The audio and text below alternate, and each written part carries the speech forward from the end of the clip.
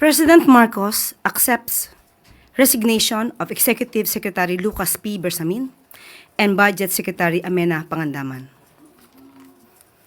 President Ferdinand R. Marcos Jr. has formally accepted the resignations of Executive Secretary Lucas P. Bersamin and Department of Budget and Management Secretary Amena Pangandaman. Both officials respectfully offered and tendered their resignations out of delicadeza after their departments were mentioned in allegations related to the flood control anomaly currently under investigation, and in recognition of the responsibility to allow the administration to address the matter appropriately. The President conveys his deep appreciation to Executive Secretary Bersamin for his steady leadership at the helm of the Office of the Executive Secretary. A former Chief Justice, E.S. Bersamin brought to Malacanang decades of legal wisdom, calm stewardship, and a deep respect for institution building. His contributions remain part of the foundation on which continuing reforms stand. The President likewise extends his sincere gratitude to Secretary Pangandaman, whose work at DBM strengthened the government's fiscal management, guided the timely passage of national budgets, and ensured that social programs and frontline services were funded and delivered. To ensure continuity and enforce the administration's governance agenda, President Marcos has appointed Department of Finance Secretary Ralph Recto as the new Executive Secretary. Secretary Recto's long record in economic policy making, fiscal legislation, and national planning positions positions him well to oversee the day-to-day operations of government and coordinate the implementation of high-impact programs.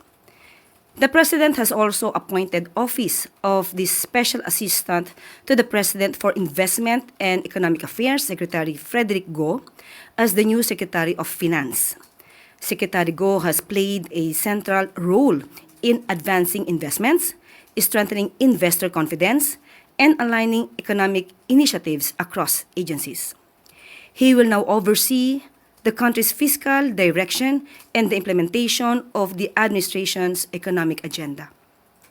The Department of Budget and Management will now be led by Undersecretary Rolando U. Toledo, who has been designated as officer in charge. As head of the Budget Preparation and Execution Group, OIC Toledo brings extensive technical expertise in national budgeting, fiscal transparency, and budget execution. His designation ensures uninterrupted operations as the government prepares for the rollout of next year's budget, ongoing recovery efforts in disaster-affected regions, and the continued funding of social and economic programs.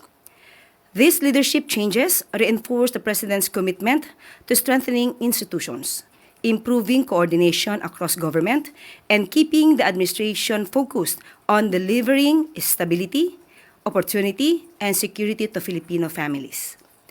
The Office of the President assures the public that all agencies will continue to operate without interruption and with the same commitment to effective governance and public service. Yan po ang anunsyo sa araw na ito. First question mula kay Ace Romero, Philippine Star. Yusek, may we know who will replace Secretary Go? Sa ngayon po, ang position po ay vacant. Wala pa po. Vacant pa po mismo yung position. Wala pa po na i-appoint. Next question mula kay Maricel Halili, TV5. Kung wala pong SAP, how will it affect the system or especially the sector of finance economy? Since si Secretary Go naman po ay ma-i-assign na secretary sa Department of Finance, hindi naman po magiging kawalan dahil nanggaling naman po siya sa nasabing ahensya at ito po ay mapagtutulong-tulungan. Ma'am, paglilinaw lamang po, did the President ask ES and DBM Secretary to resign or did they voluntarily file their resignation? Voluntarily filed their resignations. Thank you, Yusek. Next question mula kay Ivan Mayrina, GMA News. Nabanggit niyo po the secretaries submitted their or tendered their resignations out of Delicadeza. delicadeza para po maimbestigahan ang dapat imbestigahan after they were mentioned dito po sa flood control anomaly. Alam ko po sinabi ng Pangulo he doesn't want to dignify the accusations made by former Congressman Zaldico, pero hindi ho may kakaila na seryosong aligasyon ito at may mga nagdududa kung hindi man naniniwala. Paano ho balak mag-proceed ng Pangulo moving forward from this? Hindi po natin masasabi na ang mga aligasyon ni Zaldico ay seryoso. Makikita po natin sa kanyang mga sinabi at sa mga pictures na kanyang pinakita. Pero kung anuman ang kanyang mga nasabi, ay maaaring ito ang nagbigay ng dahilan para sa dalawang mga magigiting nating mga secretaries na sila mismo ang voluntaryong mag-resign sa kanilang posisyon para mabigyan daan ang malalimang pag-iimbestiga sa mga maanomalyang flood control projects. Ang sabi po ng Pangulo, walang exempted sa investigasyon. Does that statement also apply to him? Of course, wala naman talagang dapat na exempt.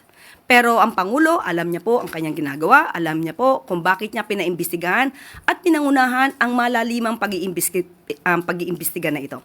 So, ibig sabihin po, kung siya mismo ang nag-utos na mag-imbestiga, alam po natin na malinis ang kanyang hangarin at gusto niya talagang masawata ang korupsyon.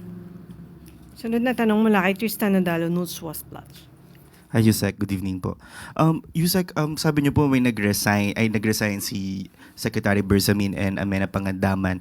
Is this also a similar challenge to other cabinet members to also submit the resignation if they feel like they're involved in this flood control anomalies? And can the public expect another cabinet reshuffle in the coming weeks or months? Kung alam po, halimbawa po ng isang miyembro ng gabinete na siya po ay may kinalaman or maaari siyang masangkot sa ganitong klaseng anomalya, nanaisin po ng Pangulo na sila po mismo ang mag-resign out of delicadeza.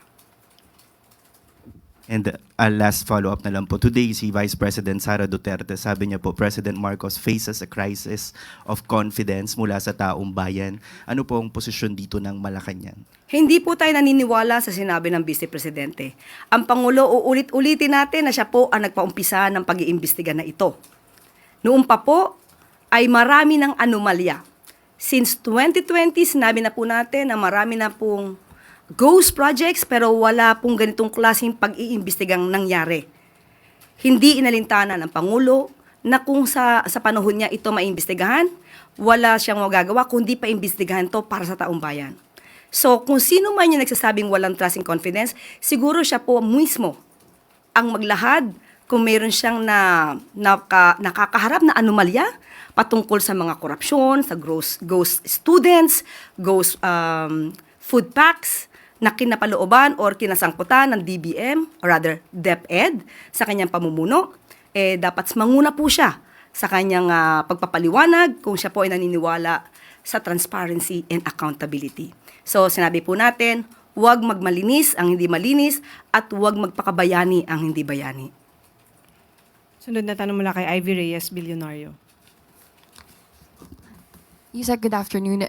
Na-mention din po yung anak ng pamangkin ni E.S. Bersamin in the same statement that prompted their resignation. Have we heard from Yusek Adrian from PLLO? Wala pa po tayo nadidinig mula kay Yusek Adrian Bersamin, pero siya po ay nag-deny na po ng mga pagbibintang at akusasyon sa kanya. So hintayin na lamang po natin kung meron pa po siyang maia-announce. And may we know if my replacement na po si former Chief Presidential Legal Counsel Enrile? Wala pa po sa ngayon.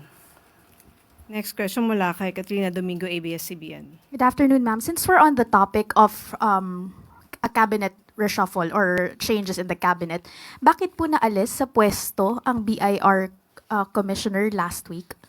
Well, lahat naman po ng kabinete ay they are serving at the pleasure of the President. So, President's prerogative po ito.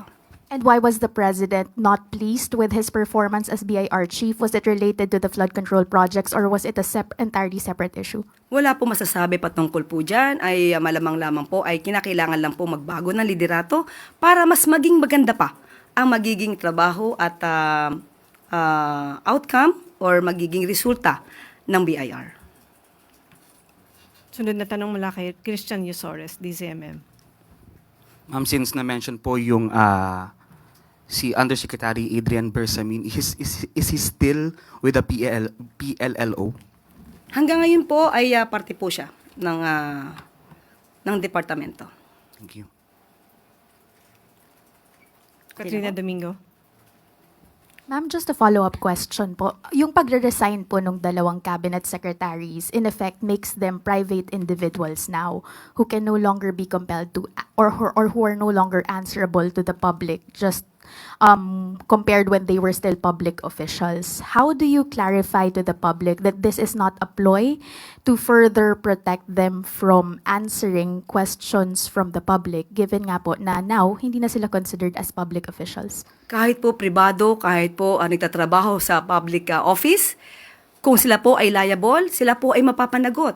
Nandiyan naman po yung mga contractors natin, sila naman po ay mga pribadong tao, pero bakit po sila ay napapanagot sa ngayon? So, hindi po ibig sabihin ng kanila pag-resign ay hindi sila makakasuhan kung sila po ay dapat na managot. Maraming salamat, MPC. Yusek Claire. Maraming salamat. Hanggang sa muli, magandang araw para sa bagong Pilipinas.